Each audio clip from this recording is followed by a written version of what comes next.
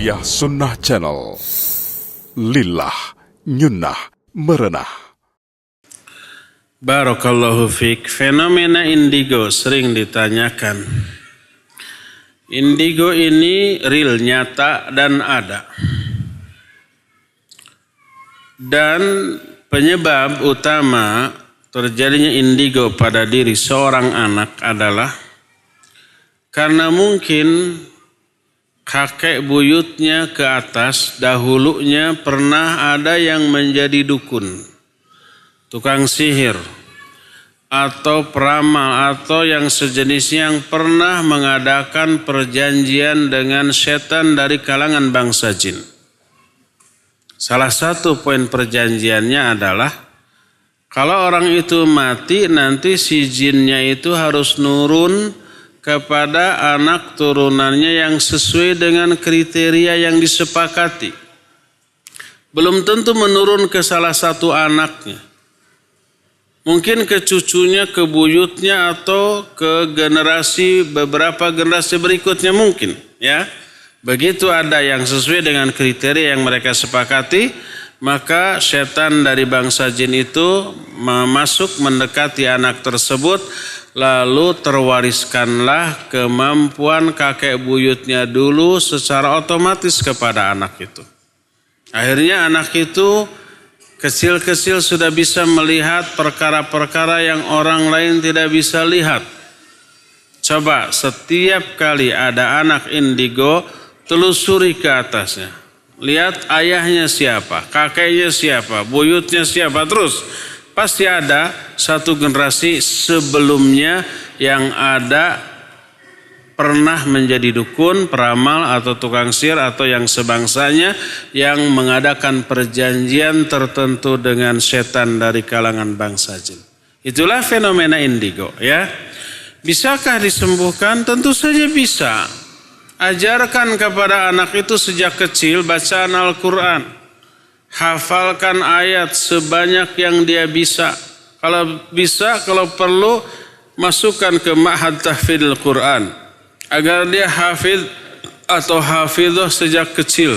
Ajarkan kepadanya zikir-zikir. Karena zikir itu benteng yang kokoh bagi setiap hamba dari godaan setan dalam bentuk apapun. Ya, di dalam dirinya ada Al-Quran yang selalu dia baca, yang selalu dia wiridkan. Ada juga zikir-zikir yang diajarkan oleh Rasul SAW kepada kita.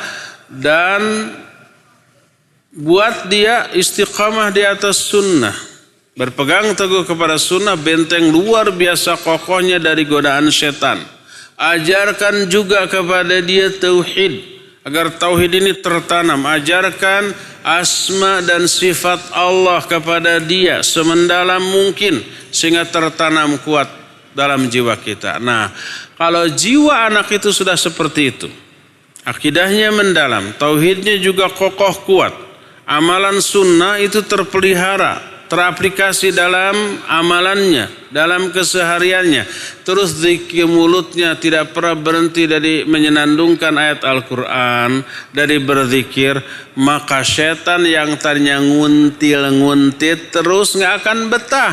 Dia pasti pergi meninggalkan dia untuk selama-lamanya. Akhirnya fenomena indigo dari diri dia itu akan hilang.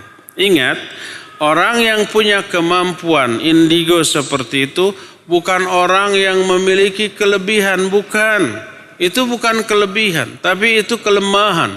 Apa bukti kelemahan? Karena bisa diintervensi oleh setan dari kalangan bangsa jin. Dia tidak memiliki benteng sama sekali. Jadi benteng pertahanannya jebol, dimasuki oleh setan, lalu dipengaruhi oleh setan. Dia akan tersiksa, terganggu, ya. Tiba-tiba melihat ini, tiba-tiba melihat itu, dan seterusnya. Tiba-tiba ada yang membisikkan ini, membisikkan itu. Itu apakah kelebihan atau kekurangan? Itu kekurangan, kelemahan. Orang yang kuat, yang memiliki kelebihan adalah orang yang mampu membentengi dirinya dari intervensi setan dari kalangan bangsa jin. Jadi ajarkan kepada anak itu tauhid. Ajarkan kepada anak itu hafalan-hafalan Al-Quran, zikir-zikir. Anak itu didik untuk selalu berpegang teguh kepada sunnah, maka setan dari kalangan bangsa jin akan menjauh.